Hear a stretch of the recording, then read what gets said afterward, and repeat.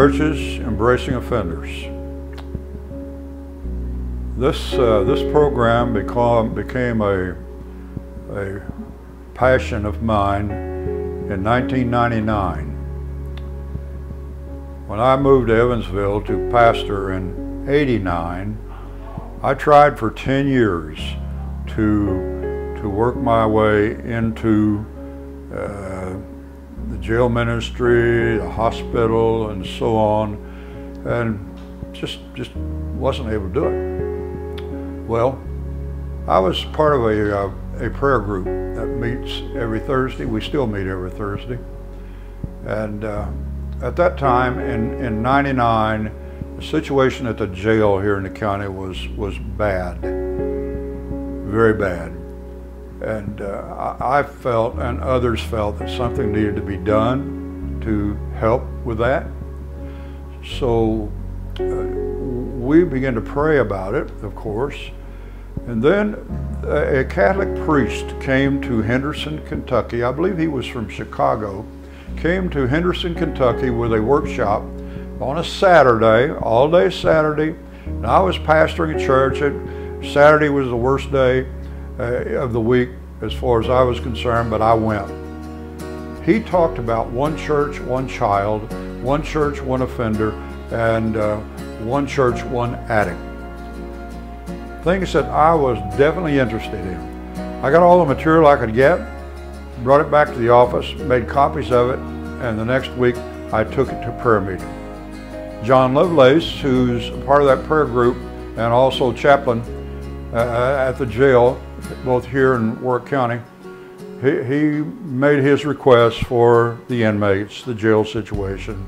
I said, now wait a minute guys, we've been praying about this and nothing's happened. It's getting worse. I said, here, look at this. I passed it out. They looked it over a little bit and said, I don't know if we can do that or not. And I said, okay, I can't do it myself. So I took it back to the office, put it in a file cabinet and tried to forget it. Well, we kept having prayer meeting every week, kept praying about this situation, and I suppose it was 6-7 months later that the light came on, and I remember that stuff. I made copies of it again, took it back to my prayer group. John made his request again, and I said, now hold it. We've been praying about this for 6 or 7 months. It's getting worse. We need to do something. What? I passed that material out, and they looked at it and said, that's it. Go for it, Frills.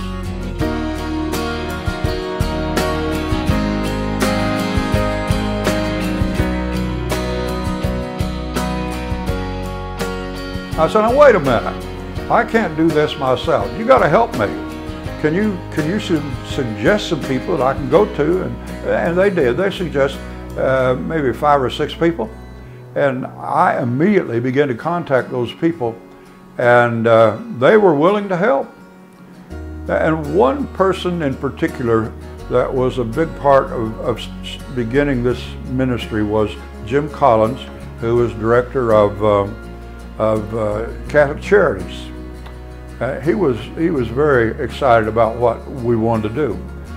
And Jim had a lady working for him, Terry Ubalor, who Jim loaned to me for a year and continued to pay her salary. So Terry and I put this all together.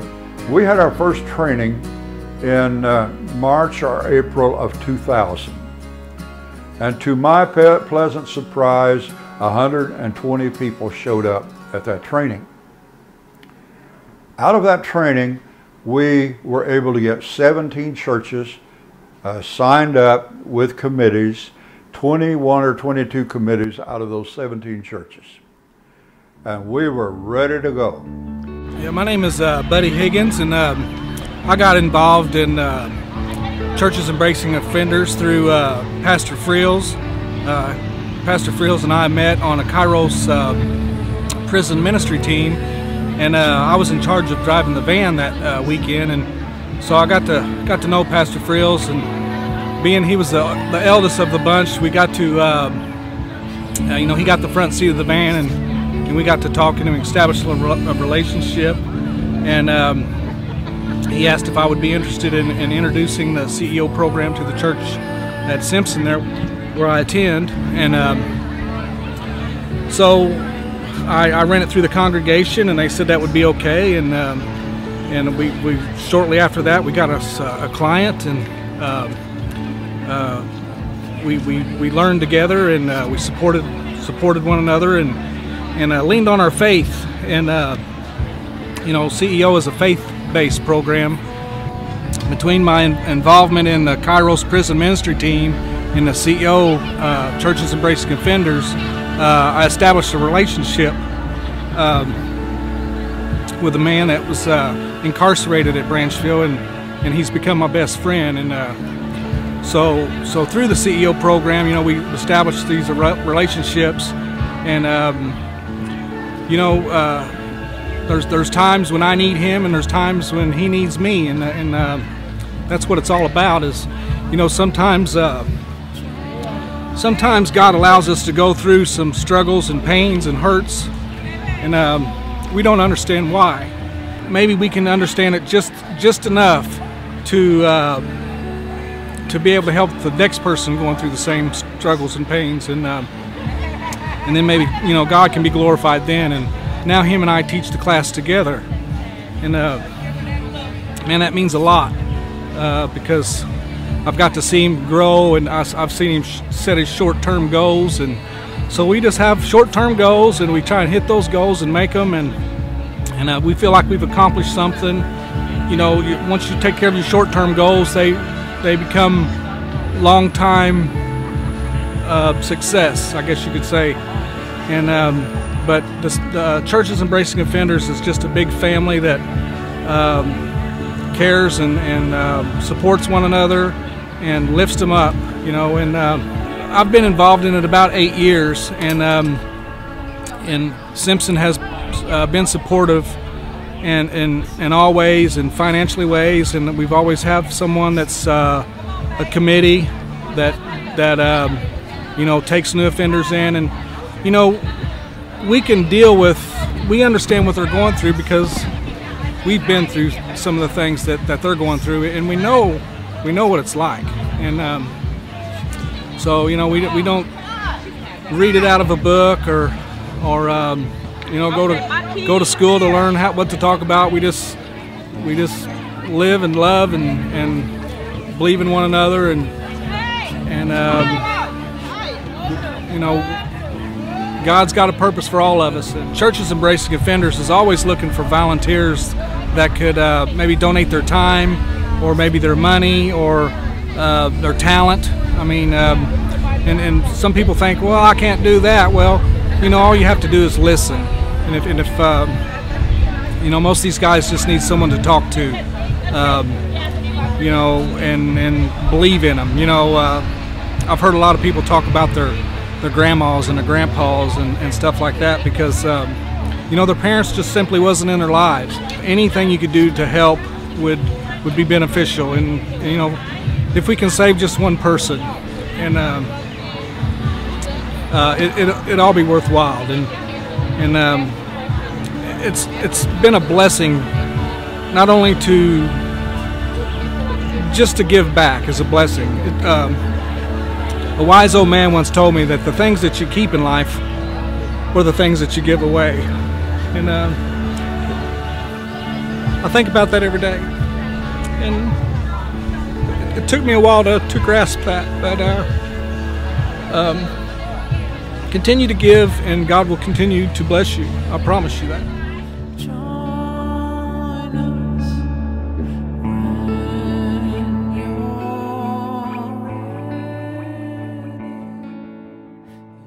The churches and people that we had signed up that were ready to go, and we were waiting for clients. Waited for 1 month, 2 months, 3 months, no clients. I called Judge Tornata, who was the liaison person for us and the judges. Told him, I said, hey, there's something wrong. He said, come down and see me. So I went down. And he called in the chief probation officer, I told him, I said, hey, we've been out here for almost 3 months and no clients. We're ready to go. So the chief probation officer kind of hung his head and said, well, I guess it's my fault.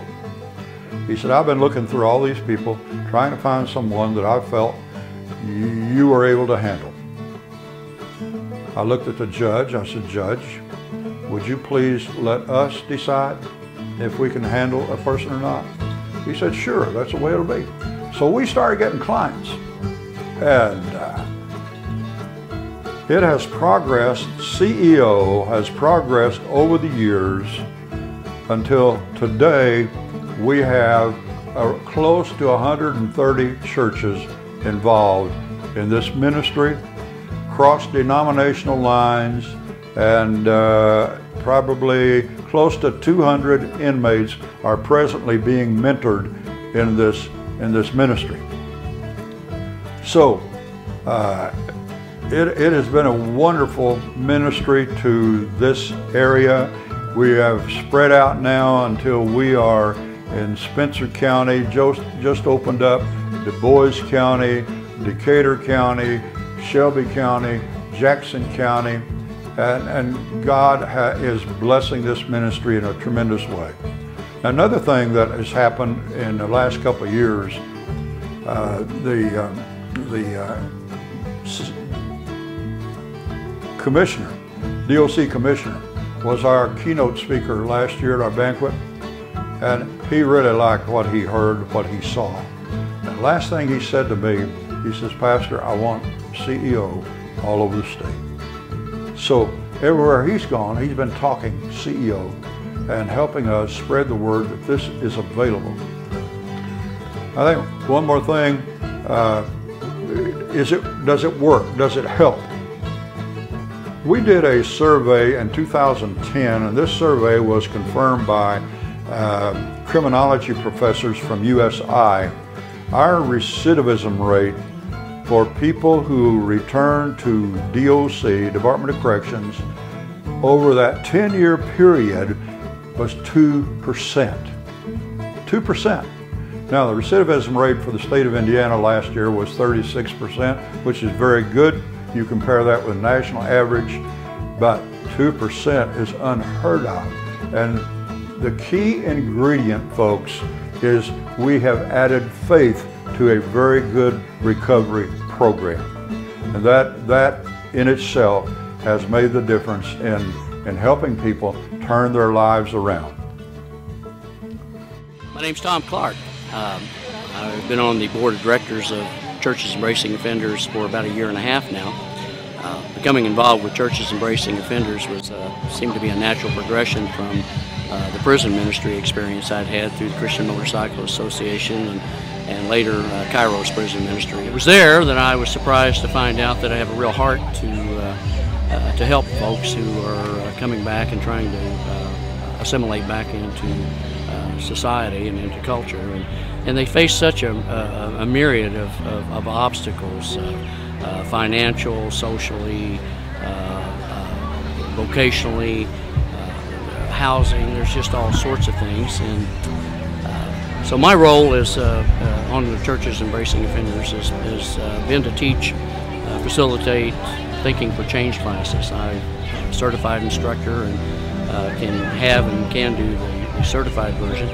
The Thinking for Change class is just critical and so important for the residents or the clients rather of CEO.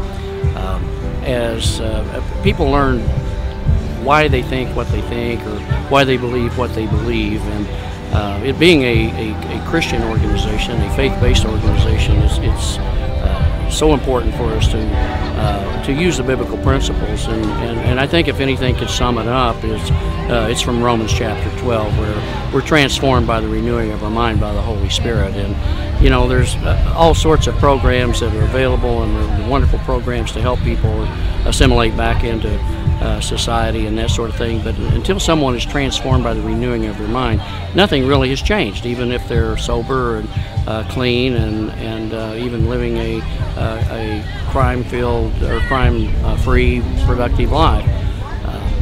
So it's really exciting for me and very gratifying to see that aha experience on people's faces when they're in the class, and they come to realize perhaps some of the things that have caused them to think or believe what they have thought and believed. And they learn to respond as opposed to react. It's very gratifying. It's a worthwhile organization. It's one of the most effective ministries, I think, and one of the most important ministries in our community. Because after all, we have folks that are coming back into society from the Department of Corrections, and we want them to be able to stay here and be successful, and to be godly men and women and fathers and mothers, and to raise godly children and to be good citizens. So it's a thrill and a privilege for me to be part of it. Financial support for churches embracing offenders is primarily done by church donations and private donations. Now, Welborn Foundation helped us tremendously in the first 4 or 5 years that we were working in this recovery program. But in recent years, we have had to depend solely upon donations from our church participants and from individuals who believe that this ministry is an important ministry and it's something that they would like to support. How do we decide whether this is something that we want to support financially? Well, there's a lot of things that are involved, but I think the most important thing is when we look at people whose lives were wrecked by drugs or alcohol or other kind of crimes, and they get in this program and they graduate from a program, and you have them come to you and look you in the eye and say, "Pastor, you saved my life." I've had that happen a number of times. You know, to see people become productive citizens, have jobs, and take care of their family, to me, that's what a ministry, regardless of what you call it, that's what a ministry ought to be doing for people. And I believe that CEO does a wonderful job of helping people have their lives transformed by the power of God.